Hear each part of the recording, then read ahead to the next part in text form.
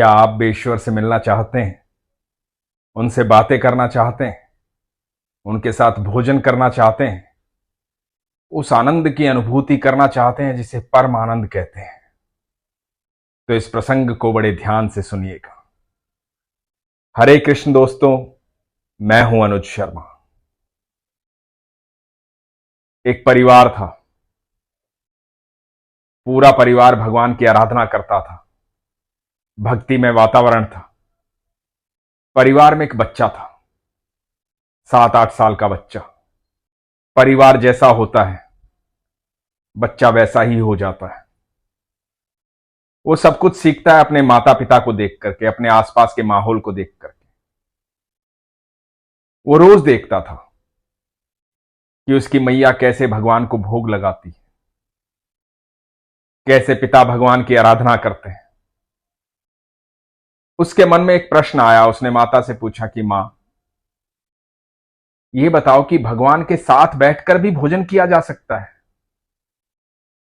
आप सबसे पहले भगवान को भोग लगाती हैं, उसके बाद पूरा परिवार भोग खाता है। क्या ऐसा नहीं हो सकता कि हम भगवान के साथ बैठ के भोजन कर लें? और क्या भगवान सच में भोग लगाते हैं? भगवान सच में होते हैं? बच्चे का मन था। बड़े सरल और साधारण प्रश्न थे। मां ने कहा कि बेटा, हां, भगवान होते हैं। हम भगवान के साथ बैठकर भी भोजन कर सकते हैं। तो बच्चे ने कहा कि भगवान कहां रहते हैं? मैया ने कहा कि जब भी तुम एकांत में अपने दिल से, अपने मन से भगवान को याद करोगे, भगवान तुम्हें दिखाई देंगे। एकांत में रहते हैं भगवान। जब दिल से बुलाते हैं तो आ जाते हैं भगवान। तो बच्चे ने कहा कि ठीक है मैया, जैसे आप भगवान को भोग लगाती हो, मैं भी भगवान को भोग लगाऊंगा, लेकिन मैं भगवान को अपने हाथों से भोग लगाऊंगा। मैया ने कहा कि ठीक है, जैसा तेरा मन। तू दिल से बुलाएगा तो भगवान आ जाएंगे। तो एक दिन हुआ यूं कि बच्चे ने अपने घर से 5-6 रोटियां ली और एकांत की तलाश में चल पड़ा अपने घर से भगवान को खोजने, कि आज भगवान के साथ खाना खाना है, ईश्वर के साथ खाना खाना है, अपने हाथों से उनको भोग लगाऊंगा। चलते चलते बहुत देर हो गई, दोपहर हो गई। बच्चे को भूख लगने लगी। अब बच्चा है, भूख तो लगी जाएगी। अपने गांव से थोड़ा सा दूर आ गया था। वहां बैठ करके एक पेड़ की छांव में सोचा कि भगवान तो मिले नहीं, भोजन कर लेता हूं। बहुत देर से भगवान को ढूंढ रहा हूं, पर इससे ज्यादा एकांत क्या होगा? ये एकांत की जगह है। मां ने कहा था दिल से भगवान को याद करूंगा तो दिखाई देंगे। तो एक बार याद भी कर लेता हूं, हो सकता है दिखाई दे जाए। तो बच्चे ने दिल से भगवान को याद किया, आंखें बंद की, ईश्वर का ध्यान किया और कहा कि प्रभु आओ, साथ में भोजन करेंगे। जब बच्चे ने आंखें खोली तो देखा कि सामने तालाब के किनारे एक बुजुर्ग आदमी बैठे हुए हैं। तो बच्चे ने सोचा कि भगवान तो यहां बैठे हुए हैं। बच्चा अपनी रोटी लेकर के बुजुर्ग आदमी के पास गया। बुजुर्ग ने बच्चे को देखा। बुजुर्ग बाबा मुस्कुराए। तो बच्चे ने अपनी रोटी की पोटली खोली और कहा कि लो, भोजन करते हैं, भोजन का समय हो गया है। बाबा के चेहरे पर झुर्रियां थी। बच्चे के इस भाव को देख करके मुस्कुरा उठे, बड़े प्रसन्न हो गए। उस मुस्कुराहट में अलग तेज था। बच्चा उस मुस्कुराहट को देख करके आनंद की अनुभूति कर रहा था। बच्चे ने रोटी निकाली, अपने हाथों से बाबा को खिलाने लगा। बाबा ने अपना हाथ बच्चे के सर पर रखा, ढेर सारा आशीर्वाद दिया। बच्चा बड़ा प्रसन्न हुआ। बाबा को अपने हाथों से भोजन करवाया था। इधर बाबा की प्रसन्नता का भी ठिकाना नहीं था। बाबा भी बड़े खुश थे। बच्चा उठा और बोला कि अब जाता हूं, मैया इंतजार कर रही होगी।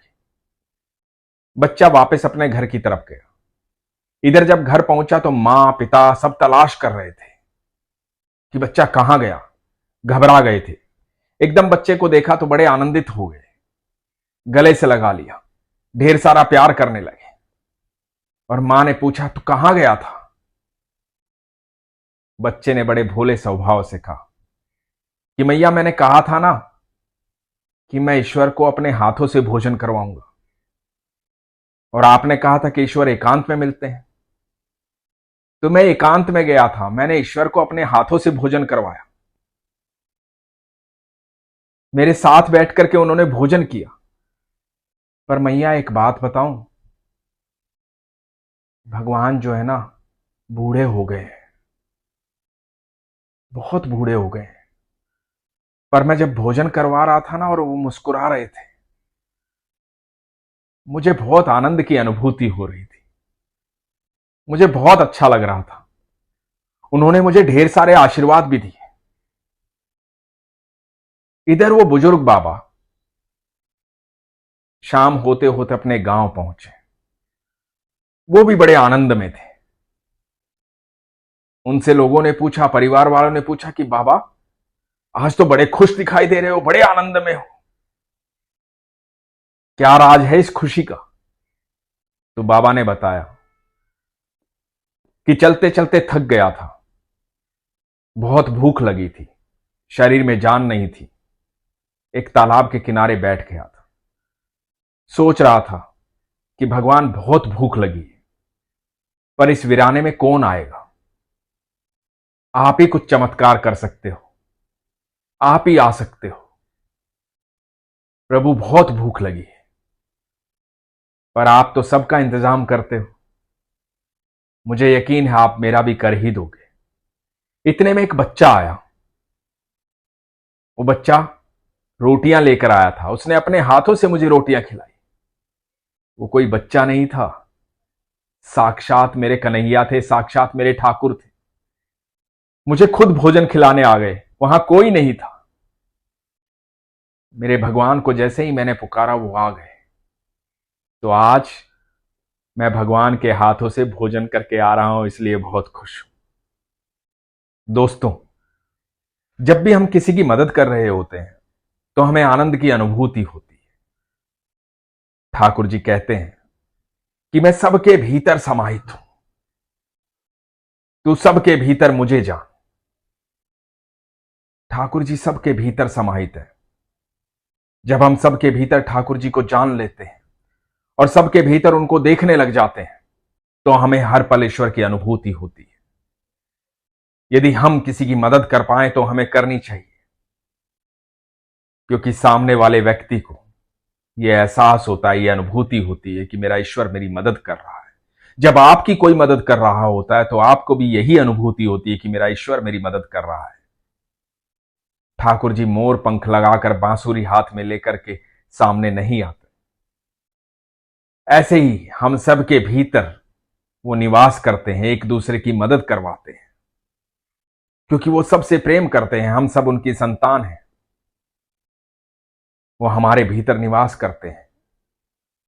हम जब भी चाहें उनके साथ भोजन कर सकते हैं, यदि हम किसी की मदद करते हैं। हम जब भी चाहें इस आनंद की अनुभूति कर सकते हैं जब हम किसी की मदद करते हैं।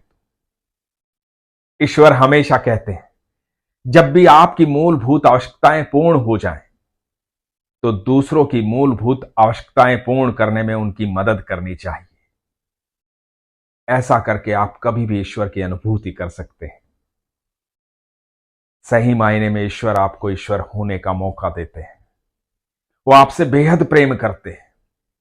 जब आप देखना चाहेंगे तो वो सबके भीतर नजर आएंगे, और जब वो सबके भीतर नजर आएंगे तो समझ लेना कि ईश्वर आपके हृदय में निवास कर रहे हैं।